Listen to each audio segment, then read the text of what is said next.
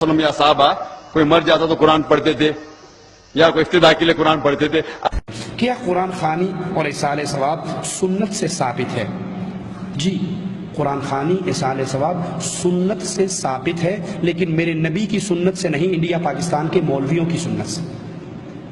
نبی کی سنت میں قرآن خوانی اصال ثواب کے، جو یہ قرآن خوانی کا اصال ثواب ہے کہ قرآن پڑھا اور پڑھنے کے بعد کہا اللہ یہ دو قرآن فلاں بابا جی کی روح کو اصال ثواب، اور ادھر سے ملتی گئی ادھر چھوٹ گئی، یہ اللہ کے رسول کی سنت سے ثابت نہیں ہے.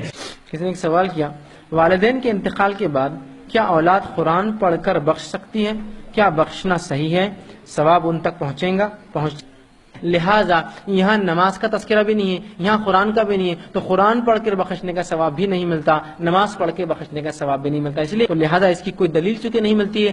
نبی اکرم صلی اللہ علیہ وسلم کے زمانے میں ہزاروں ہزار لوگ مارے گئے، آپ نے کبھی نہیں کہا قرآن پڑھ کر بخشو. تابعین کے زمانے میں کئی صحابہ کا انتقال ہوا، کبھی نہیں کیا گیا. تابعین کے زمانے میں کئی تابعین انتقال کر رہے، کبھی نہیں. نہ کسی نے وصیت کی میرے پڑھنے بعد تم قرآن پڑھو. تو پتہ چلا قرآن پڑھ کر بخشنا یہ سنت سے ثابت نہیں ہے، لہٰذا اس عمل کا ثواب پہنچے گا، اس کی کوئی دلیل نہیں ہے. بلکہ اگر کوئی اس کو سنت سمجھو تو یہ بدعت میں شمار ہو جائیں گا جا کر.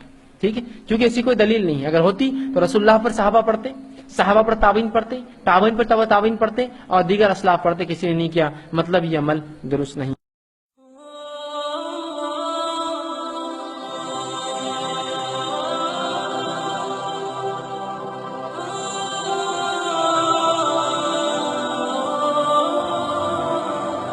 السلام علیکم ورحمۃ اللہ. کیا قرآن کریم پڑھ کر یا قرآن کریم کی کچھ صورتیں پڑھ کر مردوں کے لیے ایصال ثواب کر سکتے ہیں؟ جی ہاں، بالکل کر سکتے ہیں، اور احادیث طیبہ میں اس کا ثبوت واضح طور سے ملتا ہے، اور صحابہ کرام رضوان اللہ علیہم اجمعین کا عمل بھی اس پر ہمیں ملتا ہے. حضور اکرم نور مجسم صلی اللہ تعالی علیہ وسلم کا فرمان عالی شان، اقرؤوا سورہ یاسین علی موتاکم، اپنے مردوں پر سورہ یاسین پڑھو. یہ حدیث پاک مسند امام احمد بن حنبل میں ہے، ابو داؤد شریف میں ہے، ابن ماجہ شریف میں ہے، اور المستدرک علی الصحیحین امام حاکم نے بھی اس حدیث پاک کو نقل فرمایا. اسی طرح معجم الکبیر میں بھی یہ حدیث پاک مذکور ہے، دیگر کئی کتب میں یہ حدیث پاک مذکور ہے.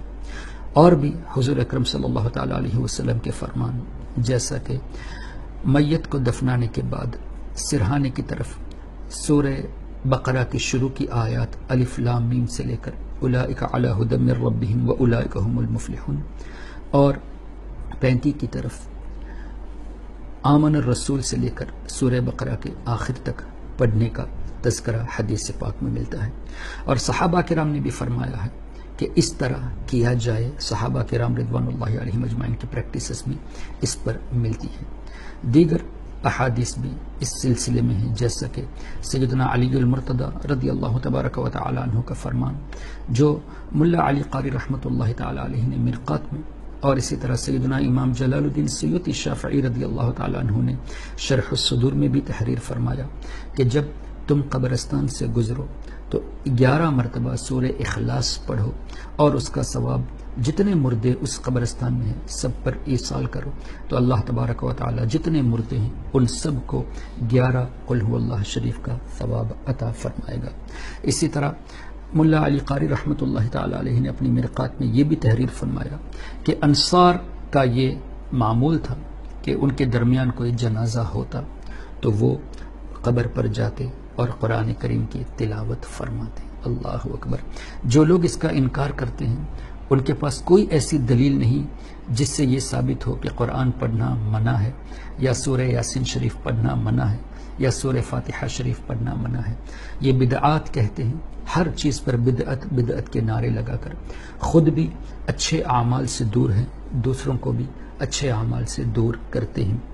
پھر ان کے پاس ایک حدیث جو یہ پیش کرتے ہیں کہ حضور صلی اللہ علیہ وسلم کے فرمان عالی شان کے مطابق صرف 3 چیزیں مردے کو فائدہ دیتی ہیں، ایک صدقہ جاریہ، ایک علم نافع جس سے لوگ فائدہ اٹھائیں، اور ایک نیک اولاد جو والدین کے لیے دعائیں مغفرت کرے.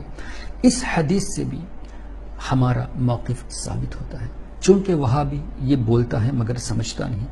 ان کا یہ کہنا کہ اس حدیث پاک میں صرف 3 چیزوں کا تذکرہ ہے، قرآن کریم کا تذکرہ نہیں، تو ان سے کہا جائے کہ وہ علم جس سے لوگ فائدہ اٹھائے اس میں قرآن کریم بھی شامل ہے. تو ظاہر ہے جس کو اس نے علم سکھایا وہ جب دوسروں کو علم پڑھائے گا، قرآن پڑھائے گا، تلاوت کرے گا، تلاوت کرائے گا، تو یقیناً اس کا ثواب مردے کو ملے گا. تو اسی حدیث سے یہ مسئلہ بھی واضح طور سے ثابت ہوتا ہے. اللہ تبارک و تعالی ایسے شریر جاہل لوگوں سے ہم سنی مسلمانوں کی حفاظت فرمائے. قوم مسلم میں اللہ تبارک و تعالی یہ جذبہ عطا فرمائے کہ لوگ عقائد پڑھے اور ان کے اعتراضات کو بھی پڑھے اور اس کے جواب بھی سیکھے تاکہ خود اپنے ایمان کو بھی بچا سکے اور دوسروں کی بھی اصلاح کر سکے. السلام علیکم ورحمۃ اللہ وبرکاتہ. حبیبی یا ممجد یا نبی سلام علیکہ یا رسول سلام علیکہ یا حبیب سلام علیکہ صلوات